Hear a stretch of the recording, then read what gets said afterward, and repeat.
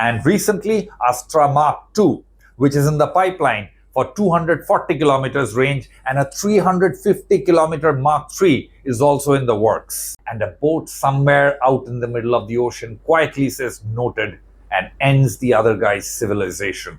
For 3 years, our country has been quietly and at great cost getting ready for a harder world.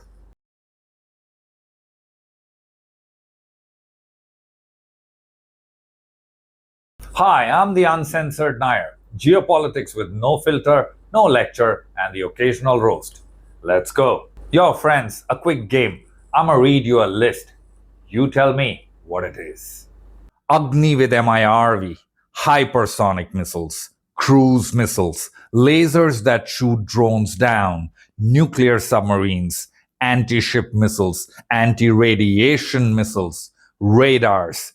And if your guess was that this is a shopping list of a country that is absolutely and definitely not expecting any trouble, you and I, my friend, need to have a conversation. Because this wasn't a 5-year list. This wasn't even a 2-year list. This is roughly one test a month for 3 years straight.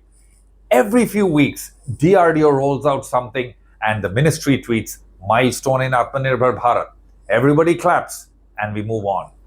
But nobody, and I mean nobody, is stepping back and asking the obvious question. Why is India testing weapons like it is cramming the night before an exam it knows it's coming? What does the Indian military and the defense establishment know that you and I don't? That's today. Buckle up. This is a long one. Alright, let me set the table. Most defense channels cover weapons test one at a time. Rudram tested, make a video. Agni tested, make a reel. Each one gets its little moment, its little flag emoji, and then it disappears into the algorithm. What nobody does is line them all up in a row and look at the whole thing in totality. And that's what I did. Every significant Indian weapons test, every weapons adjacent test, from satellites, lasers, drones, ABMs, from January 2024 to last week. And when you see the full list at once, it stops looking like proud little milestone and it starts looking like a deadline. Let me hit you with the headlines, so stay with me. This builds. March 2024, Agni 5 with MIRV. One missile, multiple warheads, multiple targets. India joins a club that previously had exactly just 5 members. We RSVP'd in anyway, and they had no choice but to let us in. Next on July 2024 and again in May 2026. Next, Ballistic Missile Defense Phase 2, a system that shoots down incoming missiles of 5,000 kilometer class. Hold that number, 5,000 kilometers. We'll get back to it, and when we do, you're going to feel something. November 2024. India's first long-range hypersonic missile. Hypersonic means Mach 5 plus, which means your missile defense gets a notification after the building is already gone. And that is just 2024, and we haven't even gotten to the laser. That's right, laser. Pew pew! April 2025, Kurnool. DRDO mounts a 30 kilowatt laser to a vehicle and points it at a drone and turns it into modern art. People, we have a laser gun. India, the country where I cannot get a road repaired without filing 3 complaints and bribing a dude called Pintu. We have a directed energy weapon that fries drones out of the sky. And my favorite detail, the cost to fire this laser per shot. About 2 liters of petrol. You spend more than that getting to work. This puts India in the elite laser weapons club. US, China, Russia. 4 countries on earth that can do this, and we are one of them. And it pretty much got the same publicity as a mid-tier celebrity wedding. But a laser that shoots drones cheaply, keep that in your back pocket. There's a reason why India suddenly cares about taking down drones on a budget.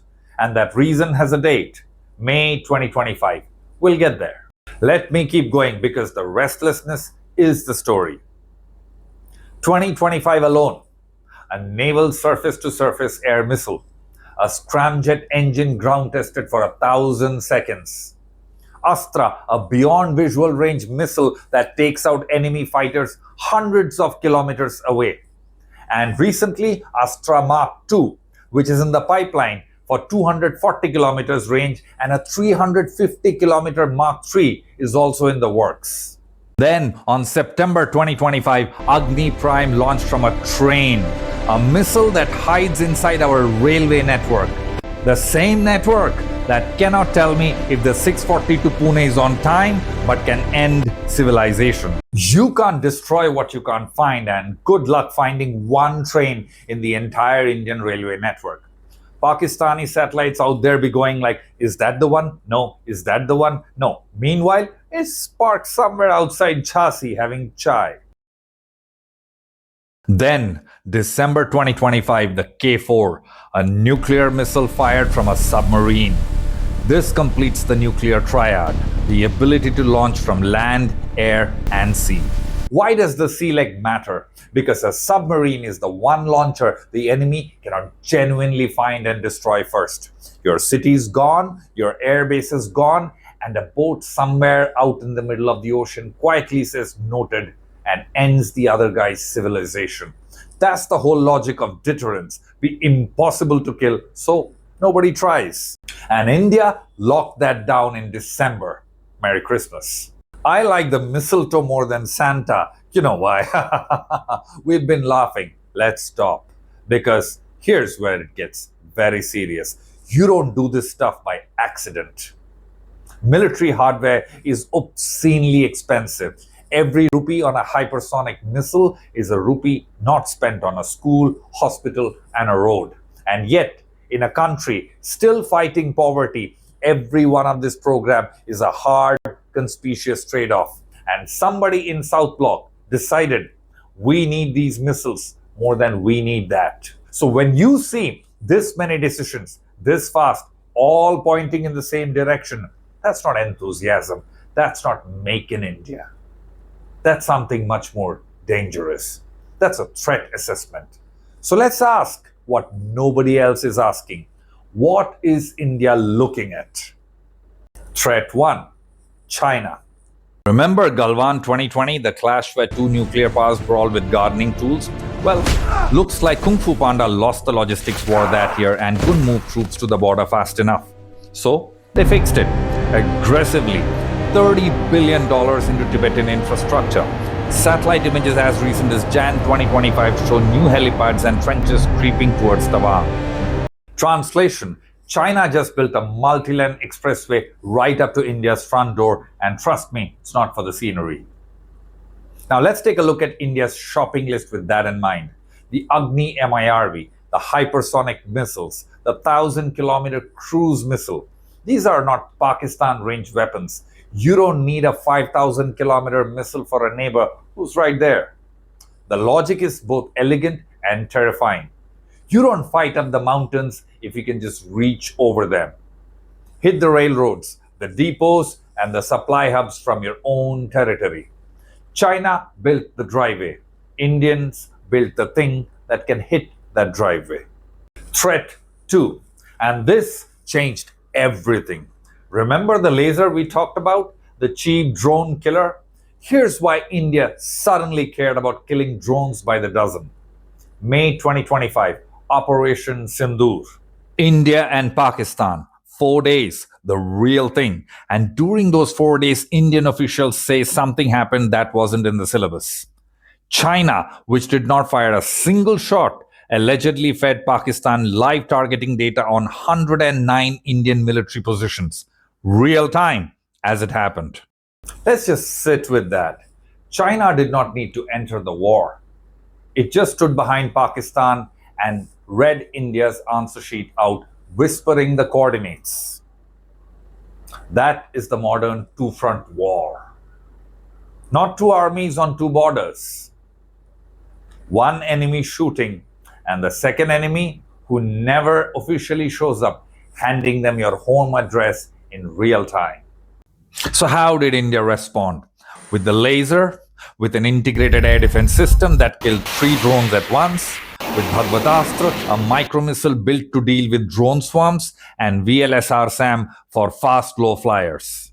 India watched what saturation drone warfare looks like live on its own soil and went home and built the specific cheap answers to exactly that. That's not R&D.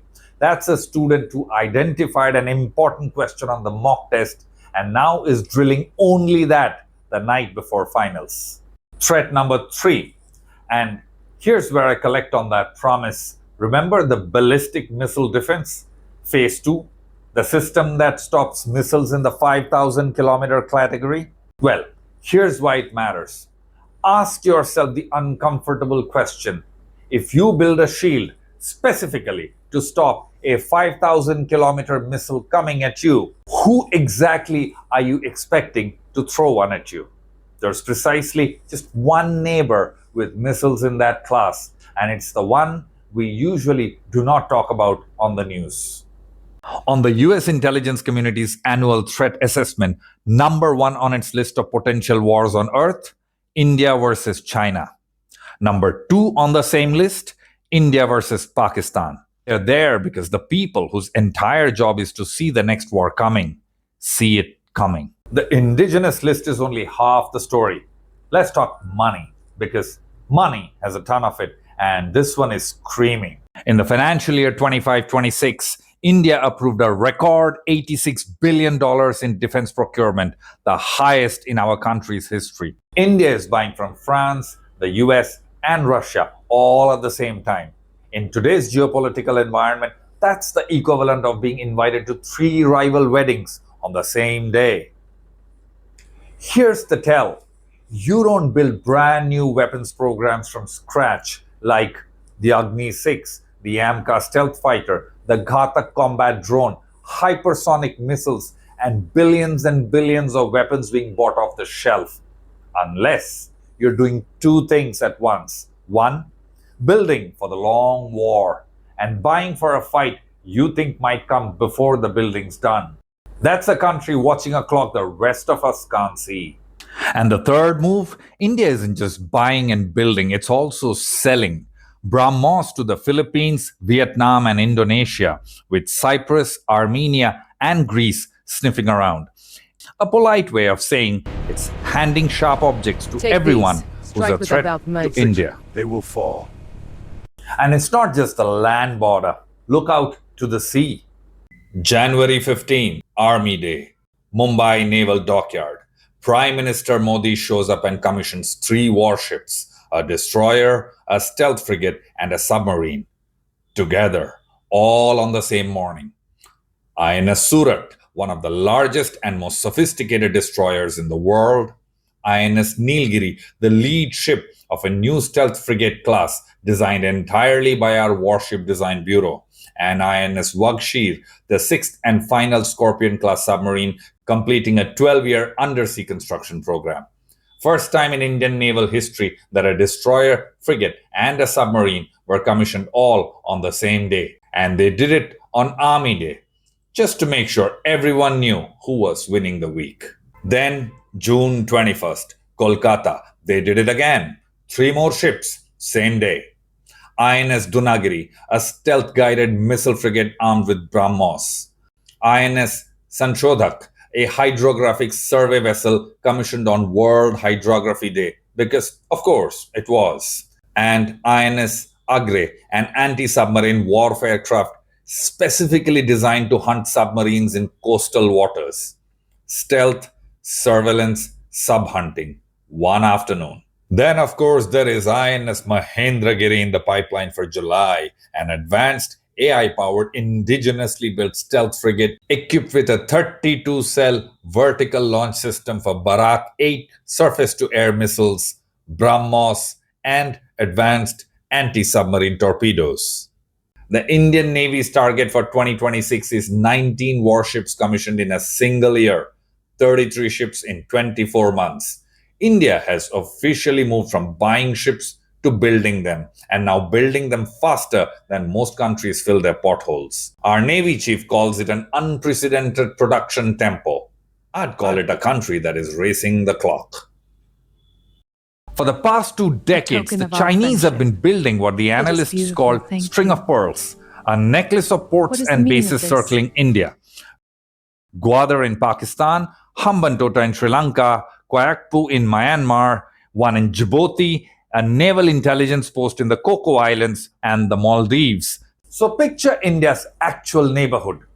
China on the mountains to the north, Pakistan, the evergreen problem child, to the west, Bangladesh wobbling after Hasina, Myanmar on fire, a ring of Chinese pearls in the ocean, a Russia-Ukraine war reshaping who sells what and to whom, a Middle East one bad week from chaos, US playing Big Brother, helpful right until the day it decides it isn't.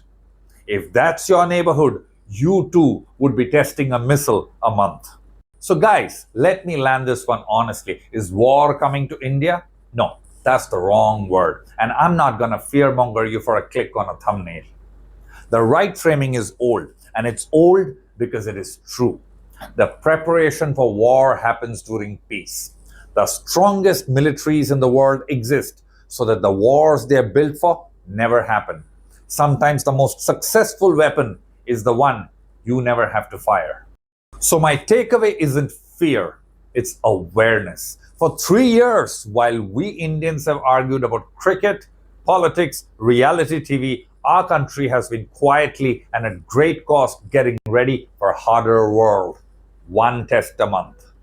India looked at the map and decided it would rather be over-prepared for a storm that never comes than be caught dancing in the rain. Personally, I'd rather live in the country that built the laser, even if it never fires, especially if it never fires. Nations lie, geography does not. I'm the Uncensored Nair, and if this made you look at those DRDO milestone headlines differently, like, subscribe, and hit the bell button. Share it with at least one friend who thinks defense news is boring. It isn't. And tell me in the comments, what would you like us to cover? Your call entirely. I'll see you next week. Until then, ciao.